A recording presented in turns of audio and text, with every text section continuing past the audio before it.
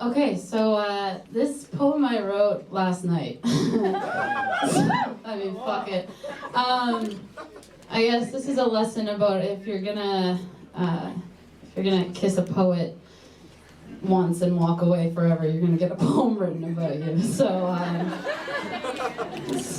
have you ever kissed someone and they taste like gasoline? I have, and this is about him. I thought I might be able to use this music stand, but I haven't played violin since I was in grade 2, so I don't know. Does anybody know? Campbell, do you know? It doesn't come. No, it doesn't. Oh, it's just stuck there. That's okay.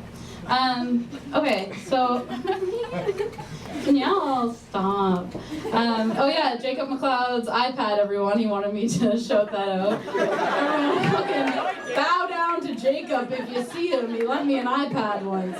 Jesus. He was like, make sure everyone knows that's my iPad. I'm like, Jesus Christ. Okay, cool. This poem is called "The Candles Have Scoliosis." Alternatively, hot potato heart. There are only 2 things I know to be true about you, Otis. 1, our first was also our last kiss. 2, your name isn't actually Otis. But when I asked you what it was, you pointed at your hat and asked, "Oh, this?" As if it was something you were hoping I might notice. I thought you said Otis. Sometimes, lately, I've been thinking love might be as simple as this communication miss. We wear something shiny, hoping someone might notice, hoping they won't notice the places that our sun doesn't hit. My friend Kayla, she says that it's easy to fall in love with someone's beautiful bits. So lately, I've been thinking that love is still wanting the cookie. After you've eaten the chocolate chips, maybe true love is still wanting to eat the cookie after someone else has already devoured it, and all that is left are the crumbly bits. It's not done yet, but I lost my spot. All that's left are the crumbly bits. I called you Otis, and you called me awesome. We didn't have much time to speak. You had a show in an hour in another city. We didn't have time for idiosyncrasy. We didn't have time for the all too common fallacy of attaching complexity to intimacy. You said, "What is your story?" I said, "We don't have time." What I meant to say is my poem, Otis, it doesn't rhyme, and I'd rather if tonight you fell in love with me for just one perfect line. If you wanted my honest poem, I would have said this. Hi, my name's Danielle.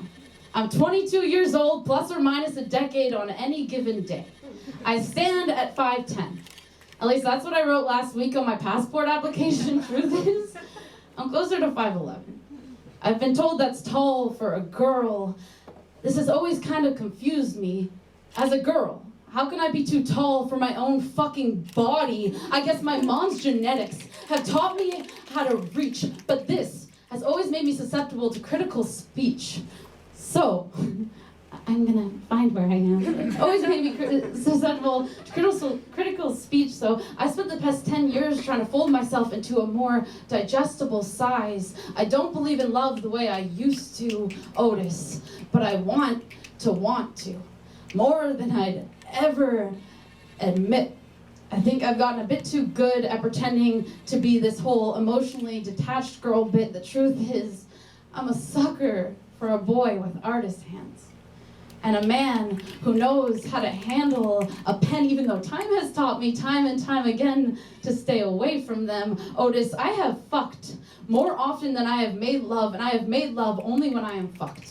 I've got too many contacts I don't keep in touch with, and I touch too many people I can't connect with, and I'm done playing this game. And we all play it, and it always goes like this. Who can pretend they care the most about the environment while doing nothing to save the trees? And who can pretend that their love cares the least when all of our hearts are starving beasts? We let ourselves be hungry at all you can eat feasts. It's like playing roulette with a fucking Nerf gun. Even if you lose, it's still kind of fun, because all you've been hit with is a motherfucking Nerf gun. No one lets themselves take real bullets anymore, Otis. Even if we do, we'd never admit it. But I want your metal. Sharpnel straight through the veins. If it means getting this high, let me take every inch of your pain when I die, Otis. I want to leave this place a fucking mess. I want to leave laundry undone. I want to leave my bed unmade. I want to leave my sheets stained with peanut butter fucking ice cream.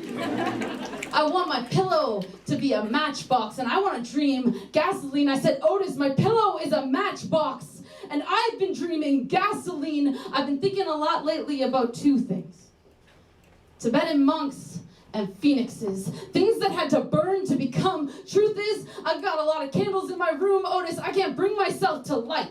I'm not afraid of burning, Otis, just the melting that comes with it, the disintegration of wick, the intertwining of twine's spine, Otis. My candles all have scoliosis, and they were once such good friends of mine. How do I teach them to sit up straight when I don't have a backbone? How do I teach them the way home when the smoke signals are being released from my own home? How do I teach them to shine their light on others without burning themselves out when I can feel myself melting with each waxed word that wanes out of my mouth? But I digress, Otis. I have been told that these are things that I should save as prayers to the loneliness. And after all, this was only our last kiss. So I'll just say this. Years from now, when we are oceans away, when time has robbed from us this moment, and it has gifted us with gray, I hope you always remember me this way. Too many ex-lovers, Otis, only will remember us for our crumbly bits, but I hope you always remember me as awesome with extra chocolate chips. Thank you.